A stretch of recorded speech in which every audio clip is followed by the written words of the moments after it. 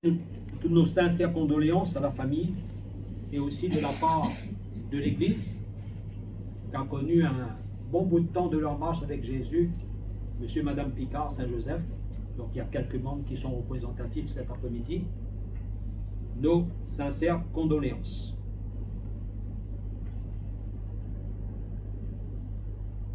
Alors on veut aussi adresser un au revoir. Un au revoir au regretté frère Alix Picard. Parce que vous savez que tout croyant que nous sommes, à cause de la foi en l'Évangile, ce n'est pas un adieu qu'on adresse aux gens, c'est un au revoir dans la foi. Parce qu'on va certainement le revoir. Le revoir. Et ça, c'est notre espérance.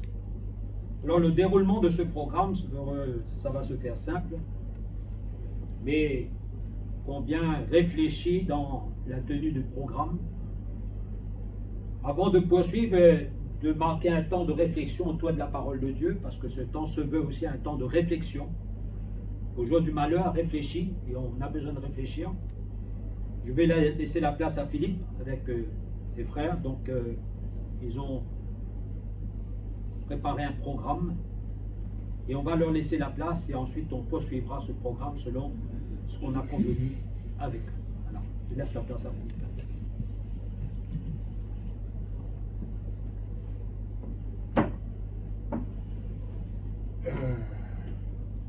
Moi, j'ai pas besoin de ça, moi.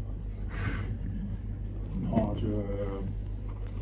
on a reçu, donc, comme il a dit notre frère, de la part de Jean Cizeron, pasteur des Assemblées de Dieu de la Réunion, un hommage à notre papa. Et je vais essayer de vous le lire jusqu'au bout, pas sans émotion. Et j'ai découvert un petit peu, donc là c'est raconté par le fils Cizeron, Jean, fils de Aimé Cizeron, qui a été le pasteur qui est arrivé sur lui. Hommage à la mémoire de mon frère, Monsieur Alix Picard. Entre parenthèses, c'est un homme que je respecte, Jean Cizeron, et il dit à mon frère, Monsieur Joseph Alix Picard.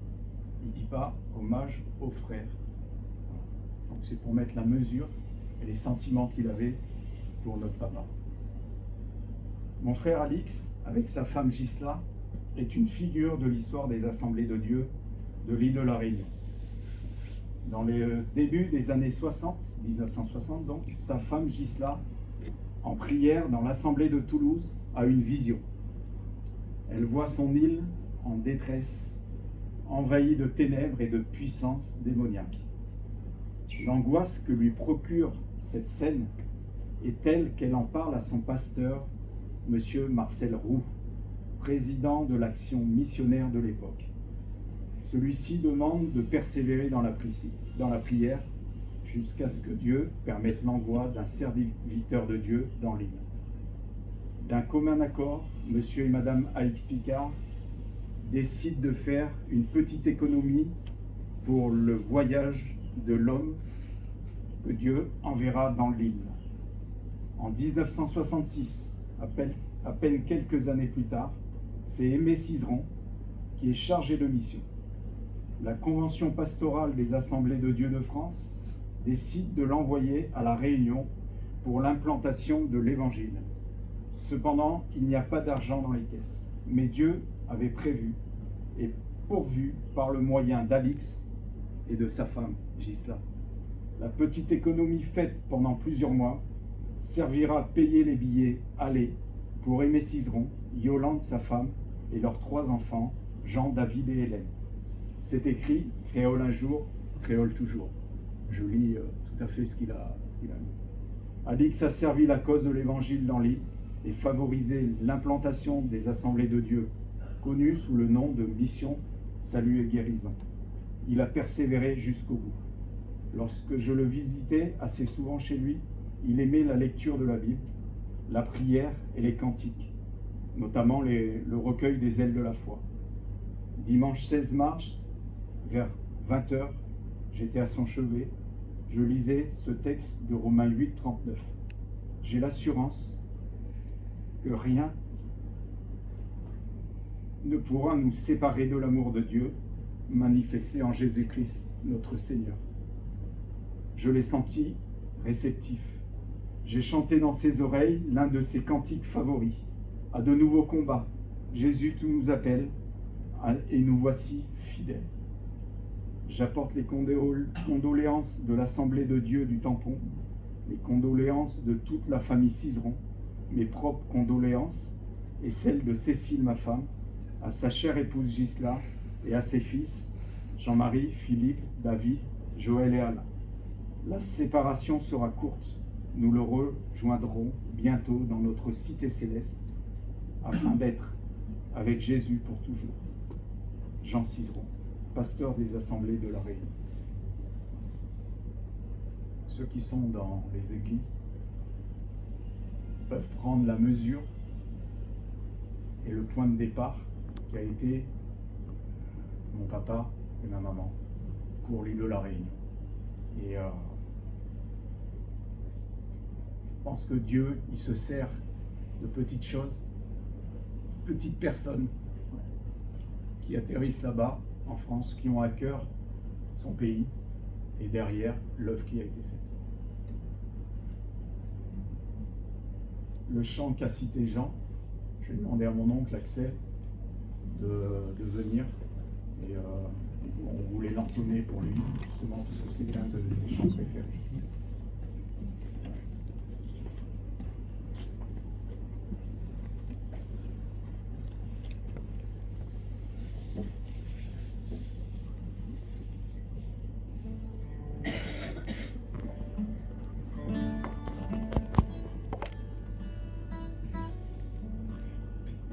De nouveaux combats, Jésus, tu nous appelles, et nous voici fidèles, prêts à suivre tes pas. Conduis-nous au combat, nous sommes tes soldats, arme nos bras. Arme nos cœurs, et nous serons plus que vainqueurs, et nous serons plus que vainqueurs. Arme nos bras, arme nos cœurs, arme-nous, Seigneur, de foi, de hardiesse, de force, de sagesse, d'amour et de ferveur. Embrase-nous, Seigneur, d'une invincible ardeur. Arme nos bras, arme nos cœurs, et nous serons plus que vainqueurs, et nous serons plus que vainqueurs. Arme nos bras, arme nos cœurs. Luttons, prions, souffrons, nous aurons la victoire, la couronne de gloire un jour ceindra nos fronts. Luttons, prions, souffrons, bientôt nous régnerons. Arme nos bras, arme nos cœurs, et nous serons plus que vainqueurs, et nous serons plus que vainqueurs. Arme nos bras, arme nos cœurs.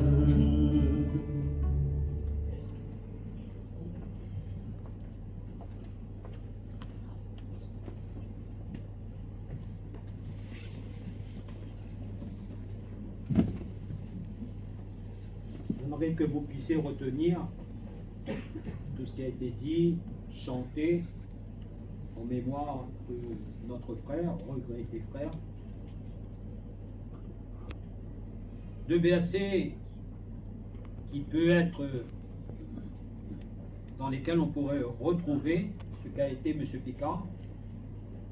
Je le cite, vous pourrez le garder si vous voulez dans votre cœur. Il dit ceci dans le Proverbe 10, verset 7, « La mémoire du juste est en bénédiction. » La mémoire du juste est en bénédiction. Et le psaume 112, verset 6 dit « Car il ne chancelle jamais, la mémoire du juste dure toujours. » On peut l'assimiler à la personne qu'a été M. Picard. Et cet après-midi, dans cette circonstance, j'aimerais aussi qu'on puisse avoir un temps de réflexion. Quel est le sens de notre vie? La Bible, qui est la parole de Dieu, et qu'a connu et qu'apprécié beaucoup de ceux qui sont ici, au travers de l'histoire d'un homme que beaucoup de ceux qui lisent la parole de Dieu vont certainement reconnaître. Il disait ceci en son temps, après avoir vécu une expérience particulière et marquante de sa vie.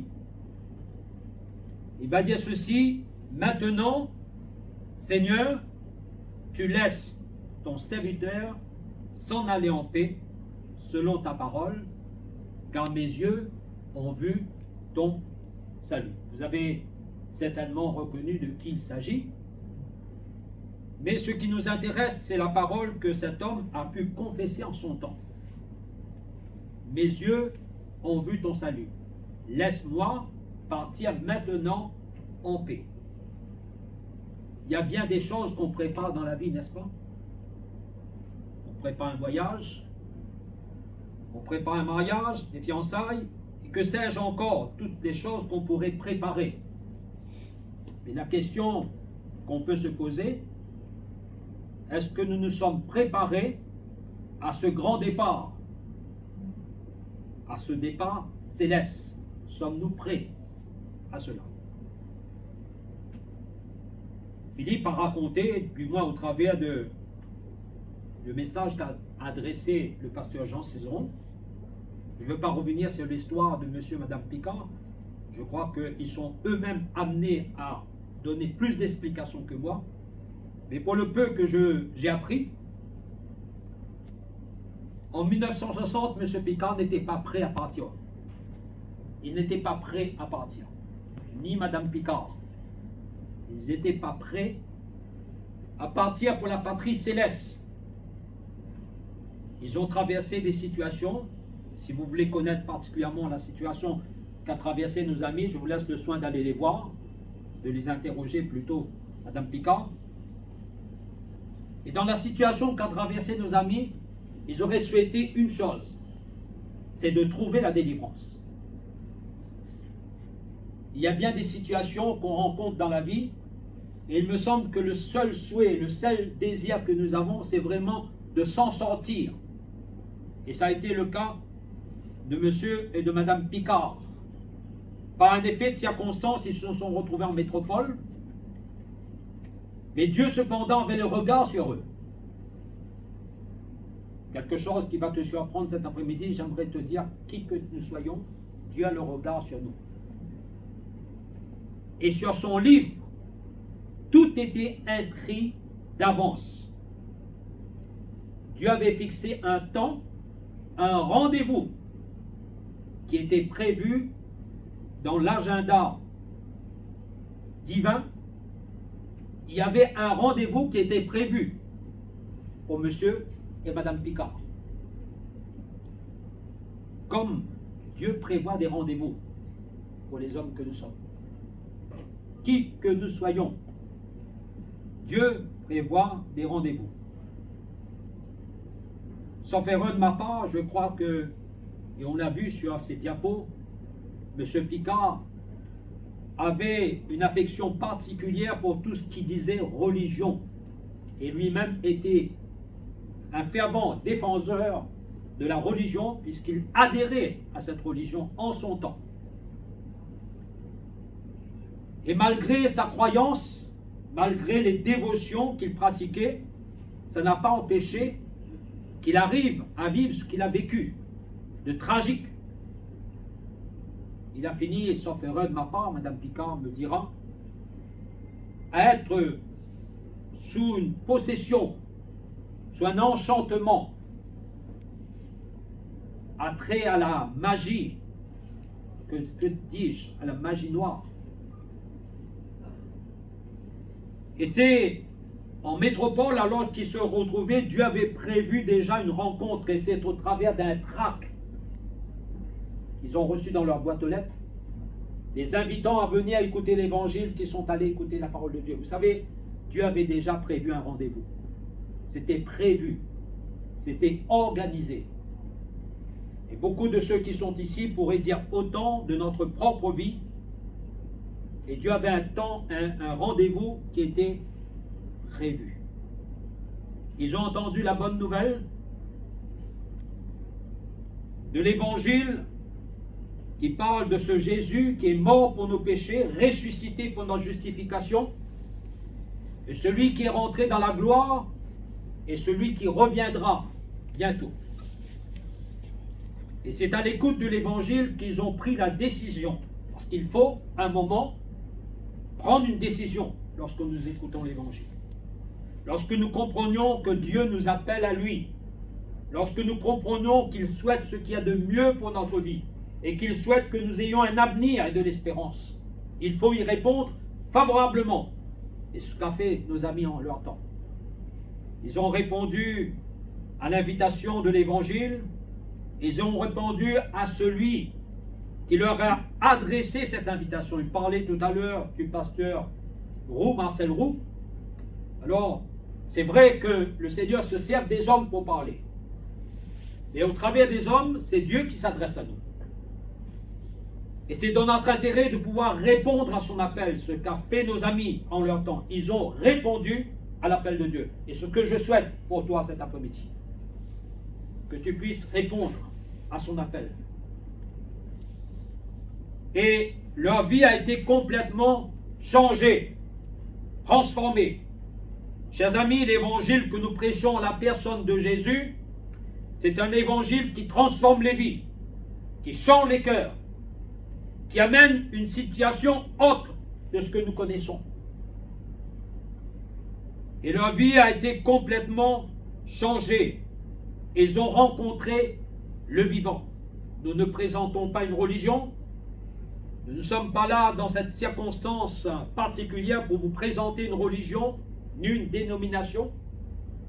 Et nous sommes là pour vous dire que Jésus est vivant, qu'il est ressuscité d'entre les morts. Et sur cette vérité que reposait l'espérance de M. Picard.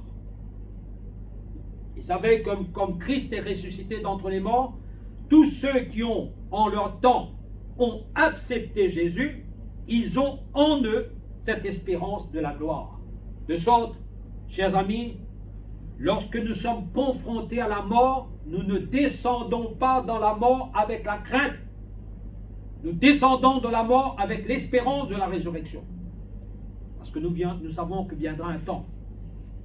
Aussi vrai que Jésus l'a vécu et nous a démontré cette réalité, et aussi vrai que nous aussi, nous connaîtrons la résurrection des morts.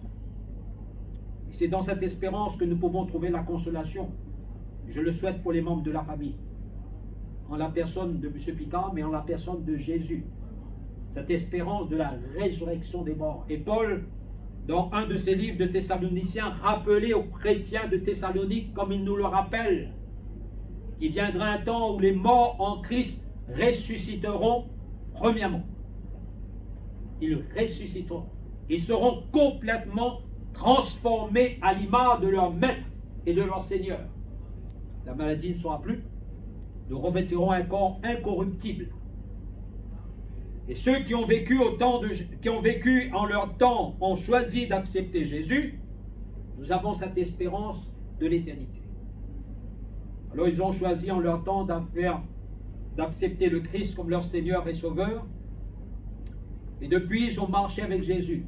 Ils ont entrepris l'œuvre que Dieu leur a donné de faire.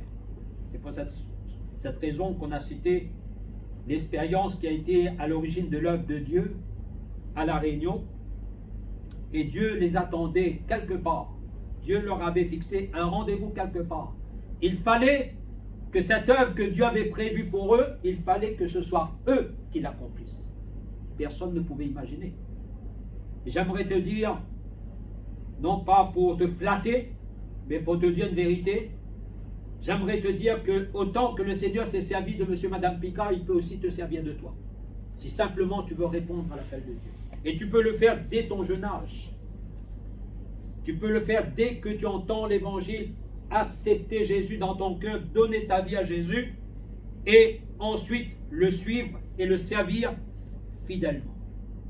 Cet homme, en la personne de Siméon, disait « Laisse ton serviteur aller en paix. » Laisse ton serviteur aller en paix.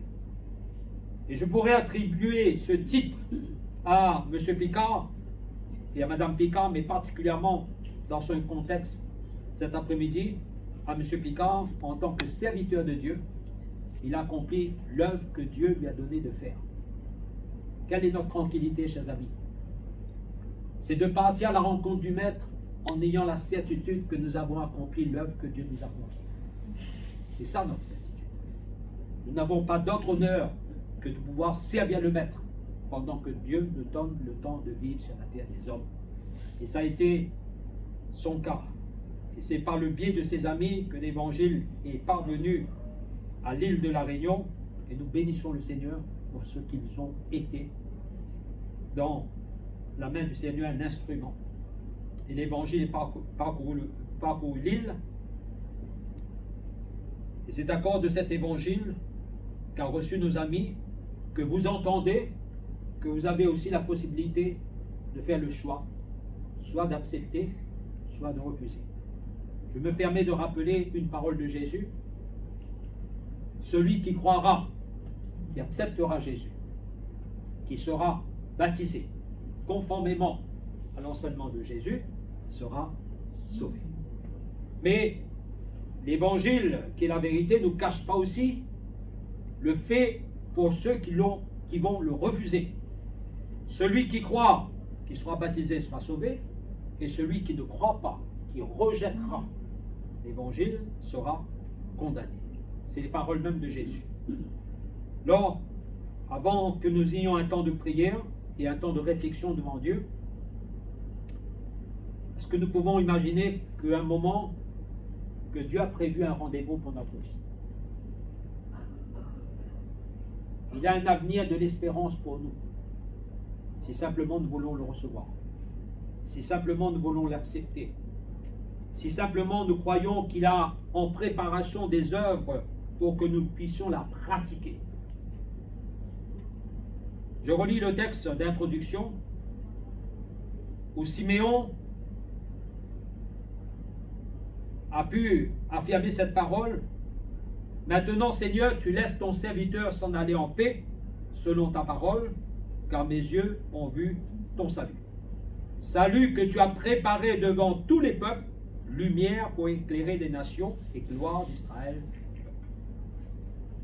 C'est dans cette affirmation que certainement, je ne lis pas au travers des pensées, mais je peux imaginer qu'a été la pensée de notre frère Picard.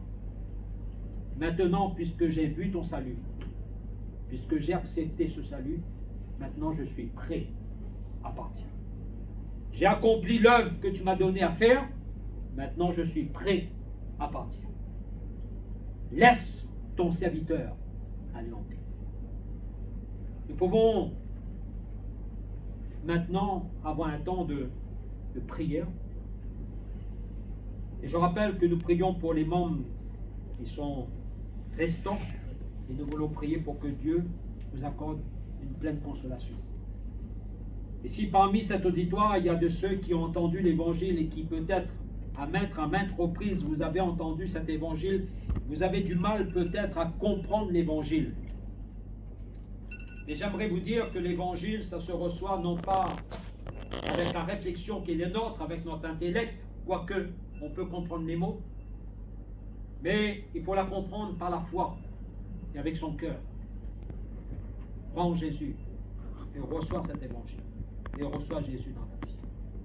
Nous allons avoir un temps de prière et dans ce temps, porte ta réflexion sur la personne de Jésus et nous voulons garder en mémoire encore le souvenir de ce qu'a été notre regretté frère Picard Alix. Que Dieu bénisse les membres de sa famille, qu'il les encourage et qu'il les fortifie. Alors recueillons-nous quelques instants et ensuite on poursuivra ce programme sur le regard du Seigneur. Te remercions, Seigneur Jésus, pour ce privilège